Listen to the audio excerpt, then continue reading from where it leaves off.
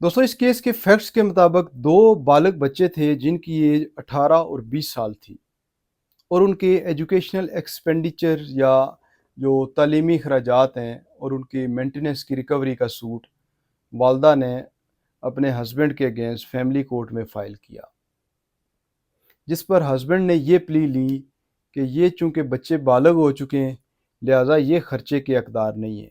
लेकिन जब ये मैटर लाहौर हाई कोर्ट के सामने पेश किया गया, तो उसमें ऑनरेबल लाहौर हाई कोर्ट ने ये उल्ट किया कि बालग बच्चे भी अपने एजुकेशनल एक्सपेंडिचर्स की रिकवरी का सूट अपने फादर के ख़िलाफ़ फैमिली कोर्ट में फ़ाइल कर सकते हैं। और ट्रायल कोर्ट को जो सबसे इम्पॉर्टेंट चीज़ है इस हवाले से देखने के लिए, वो ये है कि फ़ादर का फाइनेंशियल स्टेटस क्या है, एज और कंडक्ट क्या है बच्चे का, स्टडीज़ की नेचर और स्टेज क्या है, और उसके साथ साथ बच्चे की एकेडमिक परफॉर्मेंस वो भी मद्देनज़र रखनी चाहिए, और जो उस बच्चे का पैशन है टुवर्ड्स एजुकेशन उसको भी अकाउंट में लेना चाहिए।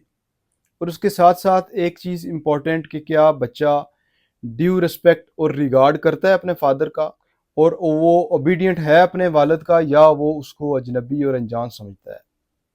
ये सारे फैक्ट्स ट्रायल कोर्ट को ऑब्ज़र्व करके ही डिसाइड करना चाहिए कि इसके बाद ही फाइनली डिटरमिन किया जा सकता है कि फादर लायबल है पेमेंट करने का बच्चे की एजुकेशन के एक्सपेंडिचर्स का या नहीं।